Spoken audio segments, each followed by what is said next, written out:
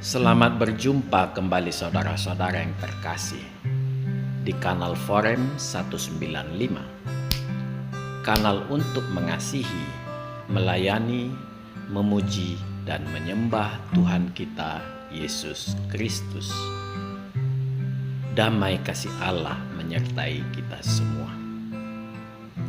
Saudara-saudara yang terkasih, sebelum kita belajar firman Tuhan, kita terlebih dahulu berdoa.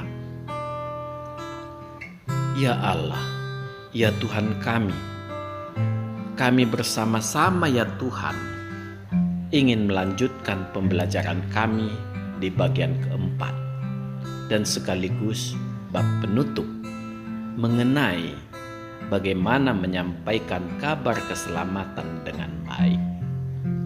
Terima kasih ya Allah. Berilah kekuatan kepada setiap pendengar kanal ini agar bisa melihat kebenaran-Mu.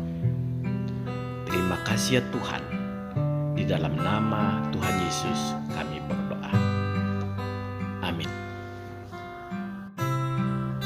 Saudara-saudara dan para sahabat kanal Forem 195 yang terkasih, kita bertemu kembali di video lepas yang ke-16 yang merupakan bagian keempat sekaligus bagian penutup dari video lepas kita yang berjudul Fenomena Agama Jimat, yang mana di dalam kesempatan yang lalu kita sudah banyak melihat kebodohan-kebodohan yang dengan sengaja mempertontonkan suatu sikap mempermainkan ayat-ayat Alkitab. Saudara-saudara yang terkasih, saya cukup banyak menyimak perdebatan dan terlihat ada beberapa tipikal yang bisa dilihat dari pendebat yang berasal dari agama jimat ini.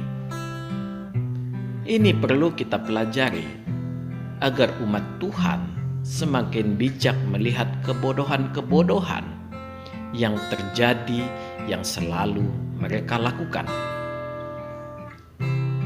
Dengan demikian, para umat Tuhan turut mendoakan agar mereka bisa menjadi petobat-petobat yang kelak bila tiba saatnya mereka menjadi pekerja-pekerja yang tangguh di ladang Tuhan. Marilah kita melihat tipikal yang sangat sering muncul tersebut. Antara lain, yang pertama, mempertanyakan hal yang remeh-temeh, yang terkadang mengejutkan orang Kristen, karena pertanyaan tersebut tidak terduga dan konyol. Tidak heran, suatu saat akan ada yang bertanya, berapa umur keledai yang pada saat itu, pada waktu itu diperlukan Tuhan Yesus Kristus? Atau bisa juga berupa pertanyaan, berapa meter tinggi awan yang menutupi Yesus Kristus ketika naik ke sorga? Dan banyak lagi lainnya. Ya, memang pertanyaan mereka tidak akan jauh-jauh dari seperti itu. Para pendebat Kristen yang berawal tulus hati untuk berdebat dan menyampaikan kebenaran menjadi buyar konsentrasinya. Kesempatan ini yang ditunggu pendebat jimat untuk terus mendesak dan menyatakan kemenangannya. Sebaliknya, apabila mereka kehabisan kata-kata, terakhirnya hanya teriak, Tuhan kok pakai kolor, Tuhan kok mati di tiang jemuran, dan lain sebagainya. Yang kedua, bila pendebat jimat mempreteli atau mengacak-ngacak Alkitab dan mengucapkan kalimat umpatan, hinaan, dan hal buruk lainnya dengan senak perutnya, pendebat Kristen tetap tampak dengan serius menanggapi dan menyatakan itu tidak benar. Bahkan, sebagian pendebat Kristen yang kurang mendalami Alkitab tidak sadar dirinya dipermainkan dengan terus mencari ayat-ayat yang dimaksud di Alkitab. Yang ketiga, para pendebat Kristen berusaha menjaga etika dalam berdebat karena berangkat dari proses dialogis untuk berdebat secara akademis. Tetapi para pendebat agama jimat ini akan mencoba dengan berbagai cara untuk menjatuhkan mereka. Memang mereka tidak akan melakukan secara langsung untuk menghindari berkurangnya penonton di kanalnya, yang otomatis mengurangi pendapatannya. Ini disebabkan karena banyak penonton yang kritis juga sedang dalam posisi mencari kebenaran. Mengingat hal yang bisa merugikan kanal mereka, maka mereka meminjam tangan orang lain. Inilah sifat-sifat jahat penganut agama jimat ini. Sebenarnya, bila kita mengamati dengan mendalam, kita bisa melihat betapa menderitanya mereka sebenarnya, tanpa sadar hidup dalam kebencian yang menyesakkan hatinya. Hati yang selalu rindu akan ketentraman. Hidup mereka hanya menjalankan ritual agama tanpa pernah mengenal kasih Tuhan. Bila mereka mengenal kasih Tuhan, mereka akan takut dan malu untuk melakukan hal tersebut. Inilah alasan terbesar saya yang membuat saya tidak tertarik berdebat.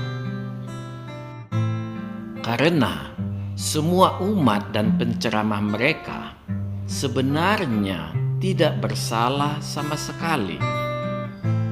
Saya merasa sangat mengasihani mereka, sangat iba pada kondisi mereka yang terjebak dalam situasi tanpa masa depan di kehidupan kekal. Bahkan setelah saya renungkan secara mendalam, sebenarnya nabi dari agama ini sendiri juga sama seperti kita semua yang tidak mampu melawan dosa, yang memperparah keadaan. Dia tidak mampu menahan hawa nafsunya sama sekali. Hal ini dimanfaatkan dan akhirnya dia disesatkan oleh iblis, si malaikat perang, yang berada di dalam ajaran yang diaku sebagai sebuah kitab suci, bahkan diagungkan selevel dengan Allahnya. Tetapi itulah hidup. Kita ciptaan Tuhan sebagai ciptaan yang paling sempurna. Hidup yang diberikan Tuhan adalah pilihan-pilihan untuk mengamini kehendak Tuhan atau kehendak iblis. Karena itulah Tuhan meminta kita semua selalu menguji setiap roh, apakah dari Tuhan ataukah dari iblis. Ya, si nabi agama jimat sudah memilih. Karena sesuai dengan kenikmatan duniawi yang selalu dituntut oleh keinginan dan hawa nafsunya sendiri. Konsekuensinya sangat luar biasa mengerikan. Betapa banyaknya manusia yang juga turut tersesat menuju ke kebinasaan. Oleh karena itulah, saya lebih tertarik melawan iblis yang ada di belakang agama ini, menelanjanginya melalui pencerahan-pencerahan di kanal kita ini. Karena iblis ini harus bertanggung jawab menyesatkan begitu banyak manusia di dunia ini. Inilah yang ingin saya himbau kepada banyak pendebat Kristen agar tidak menyerang para penceramah agama jimat ini. Justru harus mengasihani mereka yang sudah semakin jauh terpuruk terkena pengaruh Tuhan agama jimat ini. Begitu banyak mereka tidak mendapat kesempatan memperoleh keselamatan karena tidak memiliki kesempatan mengenali dan bahkan menolak serta mengolok-olok Tuhan Yesus Kristus. Amin. Tuhan memberkati. Marilah kita berdoa. Ya Allah, ya Tuhan kami sudah menyelesaikan pembelajaran kami mengenai baik buruknya sebuah perdebatan. Ya Tuhan, begitu rumit sebenarnya pergumulan batin dari seluruh umat manusia di dunia ini, yang sebenarnya semua sangat rindu akan kasih Tuhan untuk dapat hidup bersama Tuhan. Ya Allah kami, berilah pencerahan kepada semua umat manusia di dunia ini. Nyatakanlah kehendak-Mu, curahkanlah kasih-Mu, agar semua mata memandang bahwa Engkaulah kasih itu sendiri. Ajarilah setiap orang untuk mau merendahkan hati, agar diri-Mu-lah yang tampak di dalam setiap diskusi atau apapun bentuknya, ya Tuhan. Terpujilah nama-Mu selama-lamanya. Di dalam nama Tuhan Yesus Kristus kami berdoa. Amin. Tuhan memberkati kita semua. Saudara-saudara yang terkasih, marilah kita masuk ke saat teduh sejenak.